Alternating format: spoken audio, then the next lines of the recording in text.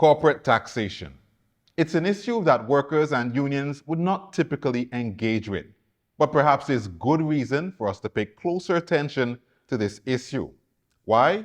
Because it affects all of us, and even more so as small developing economies. So here's the question. Are corporations that often amass and process enormous sums of revenue and profits across our jurisdictions, are they paying their fair share of taxes in our economies? And if not, then who's carrying the tax burden? It's an issue that I had the opportunity to discuss in detail with colleagues and experts from across the region. Let's take a look. Now, over the past few days, we here at the Antigua and Barbuda Workers Union have been fortunate to be facilitating a series of meetings for Public Service International. And during these meetings, an issue has taken focus. It is the issue of corporate tax justice. We're going to explore this a bit because we're here to learn on the Workers Podcast. So stay with me as I introduce my two guests. We have Helen Davis Whyte. She's the General Secretary of the Jamaica Association of Local Government Officers, JALGO. And also, I have to my immediate left, Livy Gerbase. Did I get that correct? Perfect. She's a researcher for Latin America and the Caribbean at the Center for International Corporate Tax Accountability and Research. So happy to have you here on the Workers Podcast. Thank you so much for having me. Thank you. First of all, I ask you ladies, how have you been enjoying your stay in Antigua and Barbuda? Very much, very much. It's my first time in the Caribbean and it's so beautiful and amazing and people are so welcoming. So I'm very excited to be here. I'm happy to hear that. And for me, it's my third time here, so I'm almost Antiguan. And we're happy to have you here. We have Yes. a lot of Jamaicans in Antigua and I Barbuda. realize that. So I we're all realize one it. family. For sure. All right, so let's dive in. And I'll start with you, Helen. Give us a sort of encapsulation of why we're here at this meeting here in Antigua and Barbuda. And of course, starting yesterday, we've been drilling down in a workshop looking at corporate tax justice. So just give us in a nutshell, why are we here?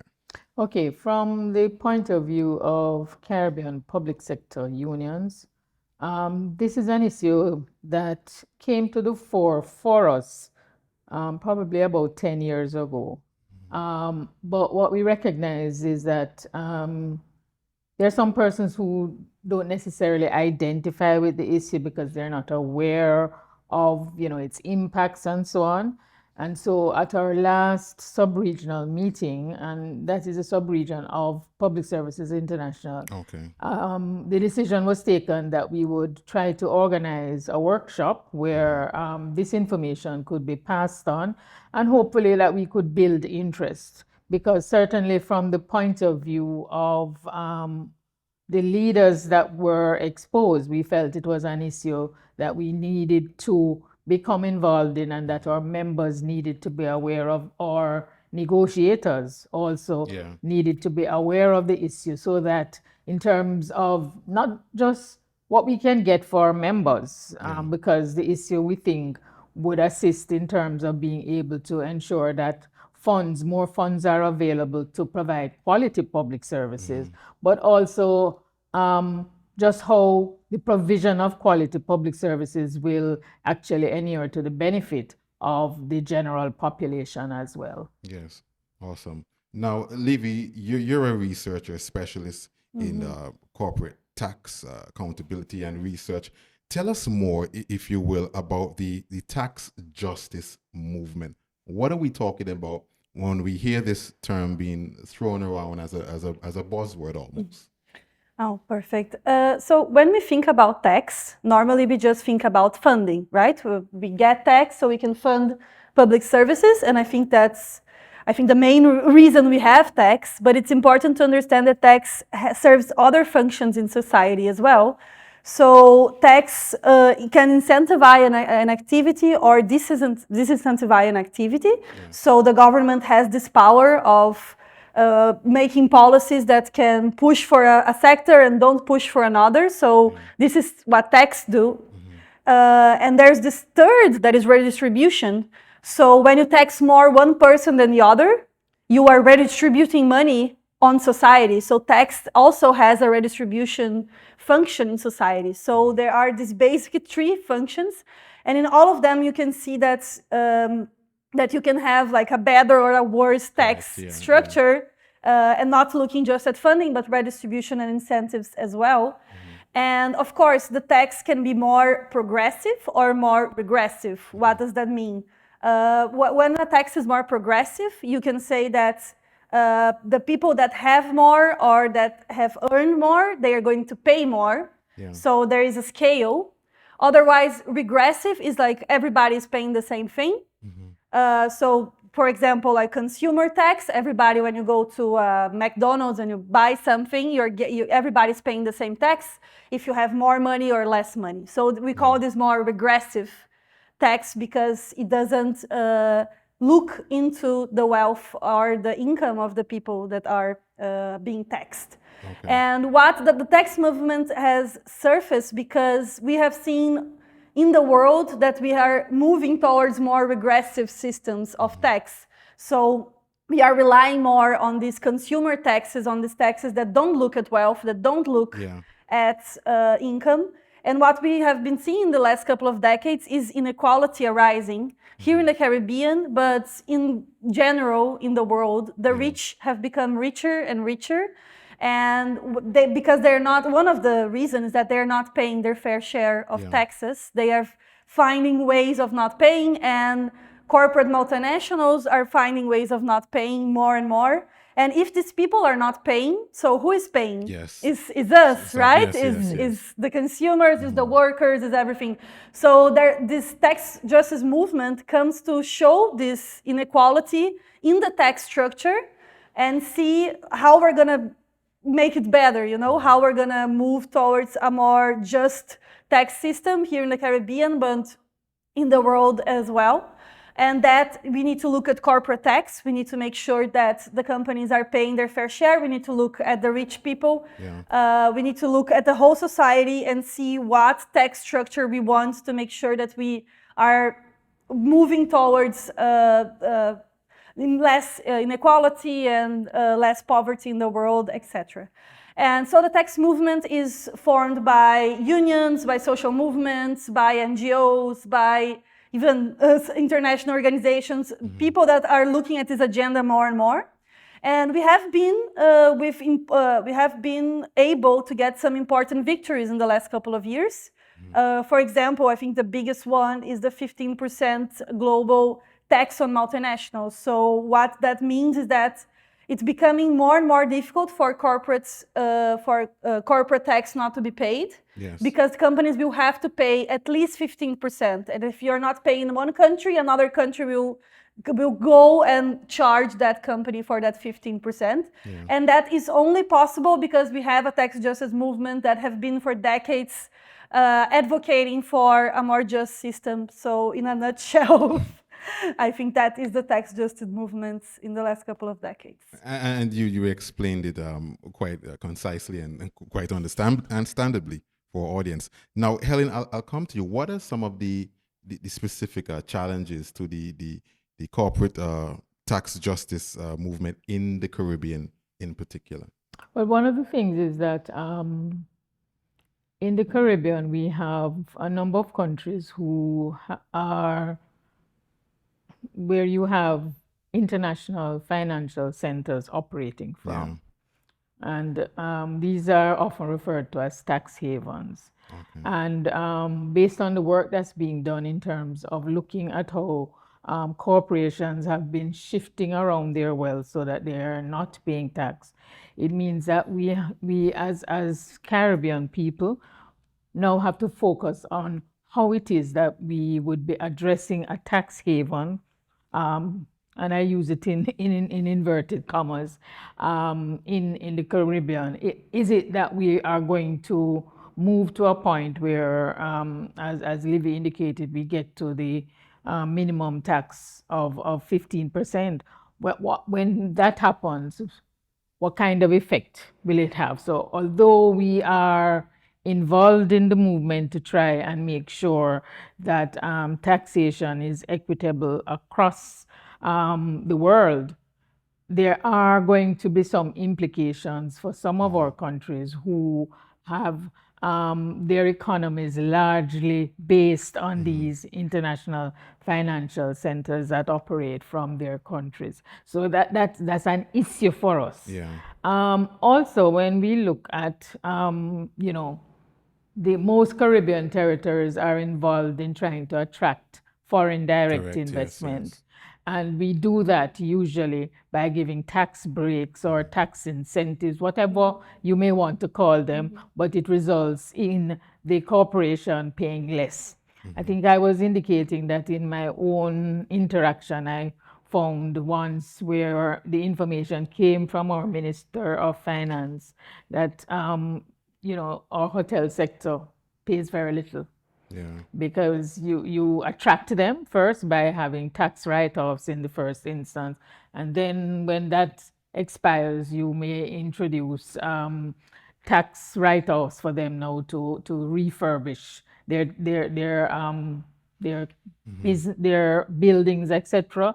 And that means that we get very little actually from the Yeah. hotel sector in terms of corporate income tax. We will benefit through the provision of Employment, jobs, yeah. but our thing is, what type of jobs? Are these low-skilled jobs? Are they high-paid jobs? And very often, they are jobs at the lower end of the economic ladder. And also, the conditions of work may not necessarily be the best. So what this has caused us to do as Caribbean trade unionists is to try to build a kind of movement that can question government decisions. So a lot of unions would probably feel that taxes really are not the business of us Yeah. as unions, that Correct. I do see that is that, for yeah. economists and people. Yeah. But what we are finding is that it really is part of our business, and we have to be able to make the necessary representation, advocacy in terms of being able to get our governments to understand and accept that we should not be involved in a race to the bottom, Yeah. because that's really what it has been defined as. All right. Thank you so much, Helen. Livy, you can just jump in and then I'll get to another question. Yes, I'm just gonna wanted to bring back to that whole redistribution thing, because if you're giving all these tax breaks, someone is going to have to pay the Yes. bill. Yeah, correct. So the yeah. governments will have money. So here it's 17% the VAT, the tax on ABST, that's- consumers. yeah. Yeah, exactly. And like it's not the lowest in the Caribbean. There are some Wow. Caribbeans that have even Wow. higher consumer taxes. So that shows how it's not only a worker struggle, but it's everyone's struggles, because if someone is not paying, someone is paying to compensate that. So I think Yeah. it's important to point that out. Yes, so an obvious question is how do we reconcile this? Because I understand and I appreciate the challenge that governments find themselves in to attract foreign direct investment. I mean, sometimes it could be a mindset issue in that governments feel they don't have enough leverage in these negotiations. So they give and they give because investors might say, well, I'll go to that other island over there. I'll go to the next island and surely they will welcome us. So how do we work through this? Are there alternative models for development and structuring taxes that really recognizes and supports the needs of our small island economies? Well, I think Livy spoke to some of it already, because the movement that was launched some years ago was about a minimum corporate income tax. Yeah. And there has been some success with that. And if all of the countries in the world adopt that provision, then it would mean that you wouldn't have to be having countries going one against the other for the lowest tax. yeah. So I think that's one of the first things. But when you look at also how it is that individual territories will deal with any possible fallout, one of the presenters we had today was actually looking at alternative models of development. And I know he put forward that what we should be looking at is diversifying. Okay. Because most Caribbean territories depend on tourism, and now we have the international financial centers. A few of us may have some kind of production. So I know in Jamaica, manufacturing, there is a concerted effort to try and ensure that our manufacturing sector is able to grow so that we're not concentrating only on the tourism sector. Because one of the things that we have found with the tourism sector, it calls heavily on your infrastructure and resources. Some of these hotels, when they're coming, they want to come to territories where you already have running water, you already have Yes, yes. good sewage disposal, good roads, etc. So you are required to spend on that. And if you're not getting it back by route of corporate income tax, you could have a problem. So if we are able to diversify, and as has been suggested, one of the areas that we could be looking at is value added rather than just primary products, that could provide the vehicle for us to be able to make up for what may be lost. Because I know there are some territories that will feel that they are on the losing end because they are now going to have to charge that 15% tax. It may affect them. So I think what we are looking at the same time, recognizing that there may be a downside, is looking at the alternative models of development that we should be employing in the Caribbean as well. Okay, sure. Yeah, I'm gonna bring some other.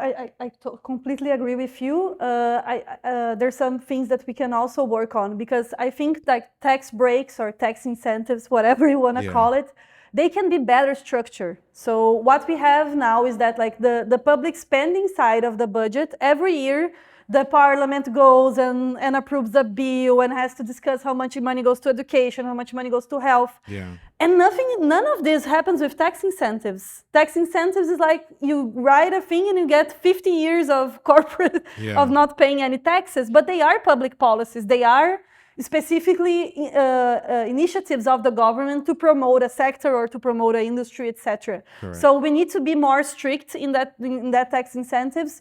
For example, conditioning them to investments or conditioning them to better jobs or quality jobs.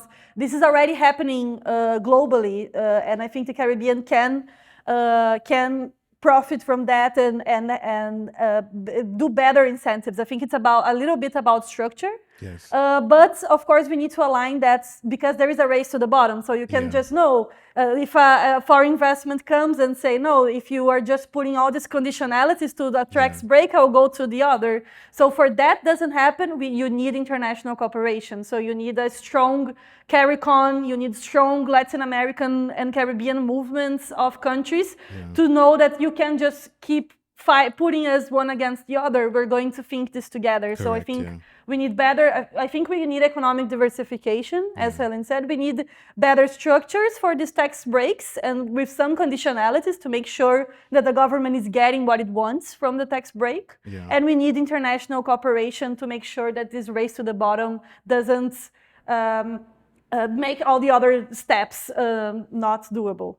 Absolutely, absolutely. And now we're a workers' organization here at the Antigua and Barbuda Workers Union, and of course we want our members, we want workers to be advocates for tax justice.